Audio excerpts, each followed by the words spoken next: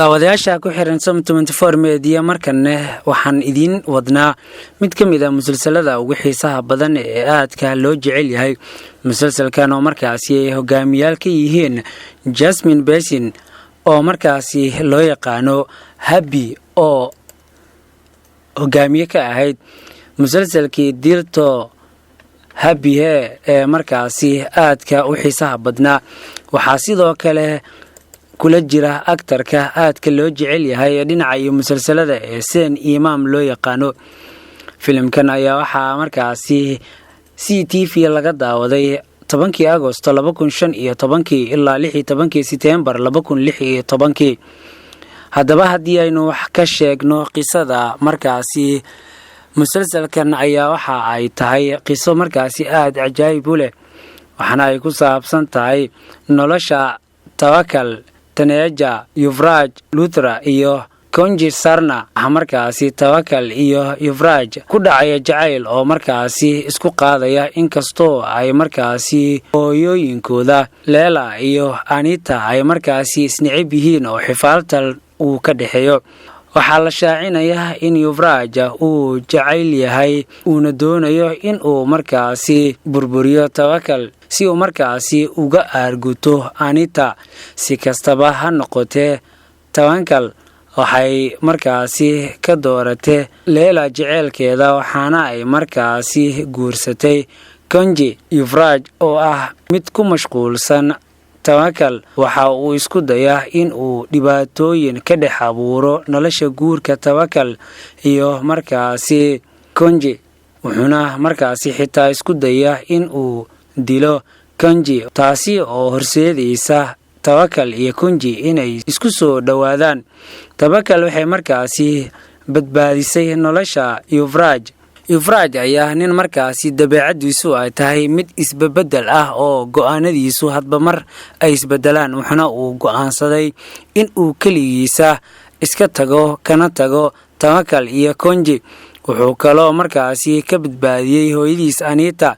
waxaa loo dirayaa ama la geenayaa xabsi, laakiin Konji weli waxa uu shaki ka qabaa ujeedada Yuvraj.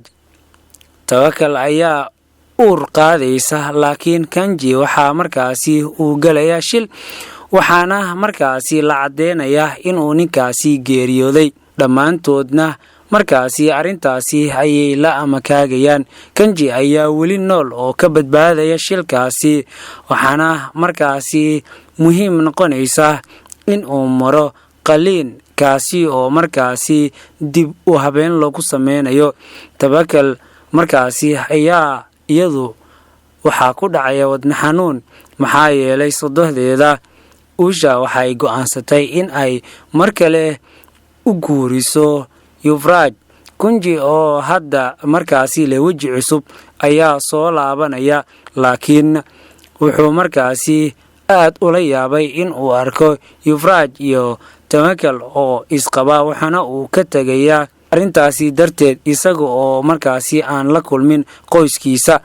waxna uu aaminsan yahay Tawakal in markaasi si fudud isaga ilaawday, wuxuuna qorsheenayaa in uu ka aarguto dhakhtarkiisa iyo saaxiibkiisa markaasi caawiyay ee Pallavi. 5 sano kadib Tawakal ayaa weyday ilmaheeda, laakiin iyadoo guursatay Yuvraj ayaa weli waxay jeceshahay Konji, mana ka warqabto jaceylka shuruud la'aanta ah ee Yuvraj.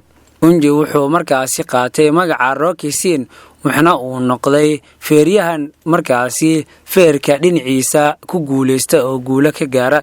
Tawakal iyo Yuvi waxay markaasi bilaabayaan in ay ka shakiyaan Rocky oo ay shaki markaasi ka qaadayaan, iyadoo markaasi ay aaminsan yihiin in uu Rocky ninkan la yiraahdo uu yahay Konji.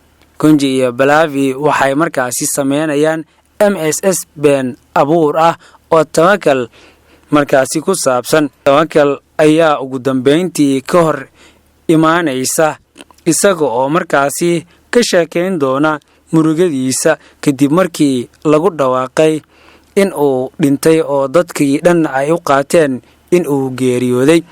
waxaana ay u sheegaystaa dhibaatadii ay la kulantay iyo canugeedii ka dhicisay ee markaasi oo ay weyday.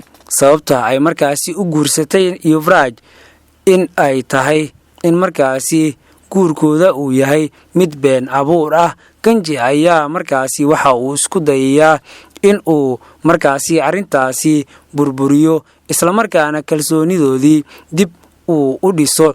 waxaana ay arintaasi ka dhigaysaa Tawakal mid ay ku jahwareerto sababta oo ah waxay markaasi ay ku wareeraysaa cidda ay dooran lahayd. Tawakal waxay go'aansanaysaa in ay markaasi xoogaa waqti qaadato waxaana ay aadaysaa halka loo yaqaano Muzoori halkaas oo ay kula kulmayso Sonia oo ah markaasi gabar daryeel la'aan oo dhibaatooyin ay haystaan.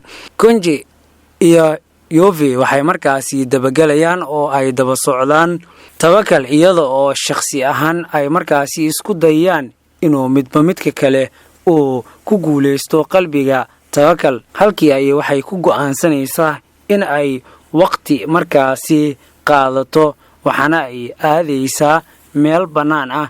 inkastoo oo Yuvi ay markaasi si joogto ah isha ugu hayso Tawakal, Kanji run ahaantii waxay ka caawinaysaa iyada markaasi si qarsoodi ah iyada oo markaasi ka caawinaysa sidii ay markaasi ay ku gali lahayd kuliyad.